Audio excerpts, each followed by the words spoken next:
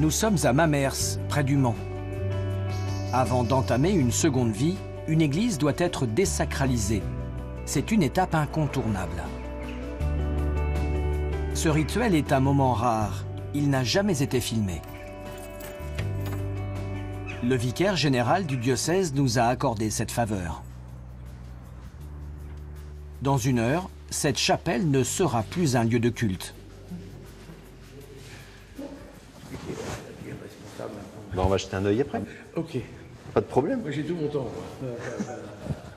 Pas de problème. Pourquoi faut-il désacraliser Alors en fait, une chapelle? c'est parce qu'il y a eu à l'origine, il y a eu un acte qu'on appelle de consécration, dédicace d'un lieu. Et donc ce lieu a été affecté à la prière. Et à la fin, c'est par pur respect pour le lieu, de dire bah, maintenant on met fin en fait à cette consécration de ce lieu pour qu'il soit rendu. Le terme qu'on utilise, c'est un usage profane. Cette chapelle est l'élément sacré d'un couvent de religieuses. Au temps fort de l'activité monastique, elles étaient une centaine recluses à prier ici. Les dernières ont quitté les lieux il y a quelques mois. Il y en a 2.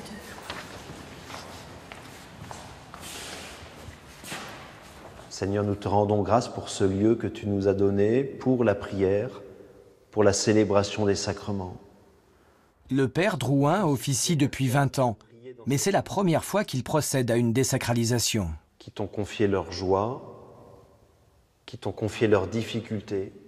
Je vous salue, Marie comblée de grâce, le Seigneur est avec vous.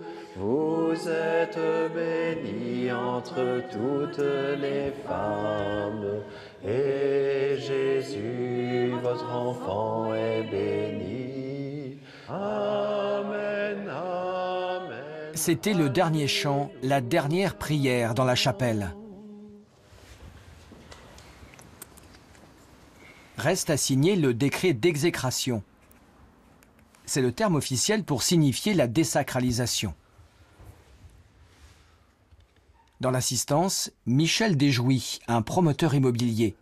C'est le nouveau propriétaire. J'aime bien, et puis vous pouvez compter sur moi. Il réfléchit encore à l'avenir des lieux. On vous fait confiance, c'est pour ça.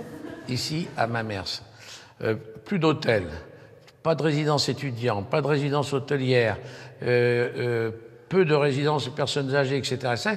Il y a un tas d'activités de ce type notamment qui peuvent être développées sur cet ensemble-là qui représente plus d'1 hectare de parc en cœur de ville, où il n'y a que des avantages. Voilà. Le promoteur a déboursé 190 000 € pour acquérir le monastère.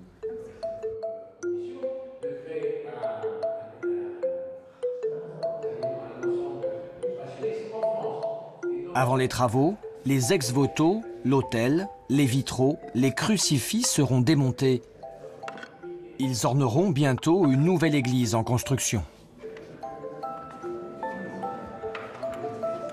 Ça m'attriste pas. Si j'avais pas été prêtre, j'aurais été archéologue. Donc j'aime beaucoup tout ce qui est vieille pierre. Et tant qu'on peut les faire vivre avec leur destination initiale de vie chrétienne, c'est très bien.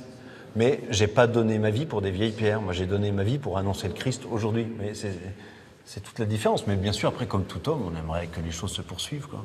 On a tous un peu de nostalgie en nous, hein. Mais l'avenir est devant, quoi. Vraiment. Mais vraiment. Désertées par les fidèles, les églises peuvent redevenir des lieux de rassemblement.